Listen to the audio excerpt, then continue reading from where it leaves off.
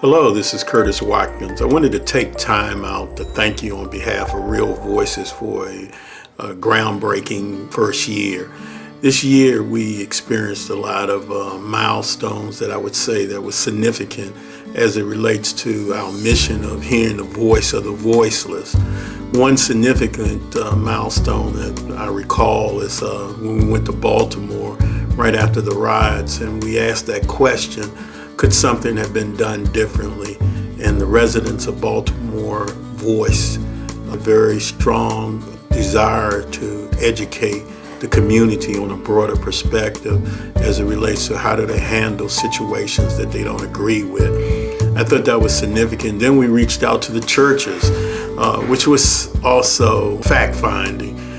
We reached out to 11 churches in Baltimore within a 2-mile radius, and within this radius there were 23 homicides that had occurred due to gun violence within a 6-month period of time, which was significant. Out of those 11 churches that we identified, only 3 of them responded to our request to create education advocacy opportunities for the community to hear what the community wants to have done in order to resolve some of the issues that existed within that West Baltimore community.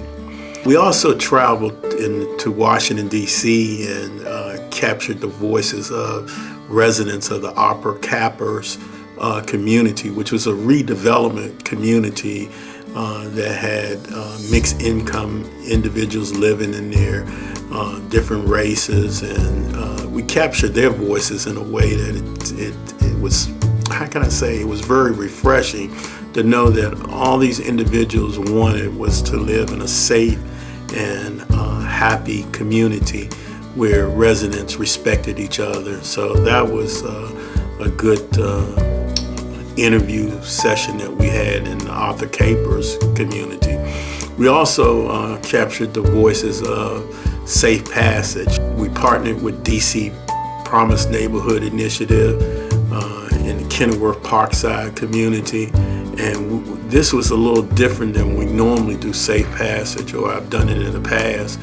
And we wanted the residents to take ownership of this activity, and we did this by engaging them and building their capacity. And so the significance of Safe Passage was that kids needed to travel to and from school safely on a daily basis. And I just commend the people and the residents who participated in Safe Passage. They would get up at before 7 o'clock in the morning to ensure that these kids, adults, had safe passage in their own community. Wonderful activity, significant outcome. There were a huge number of counters of residents greeting other residents in a very positive way.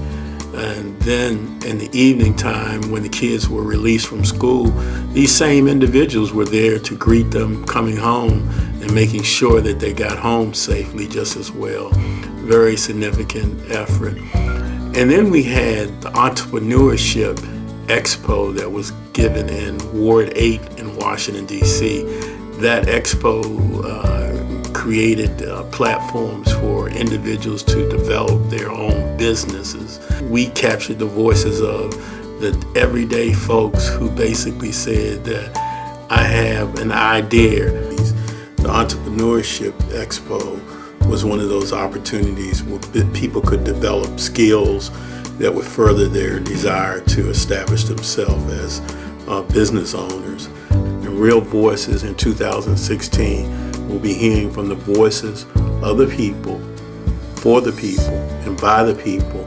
Again, thanks for a wonderful 2015 year, and we look forward to bigger and better things happening in 2016.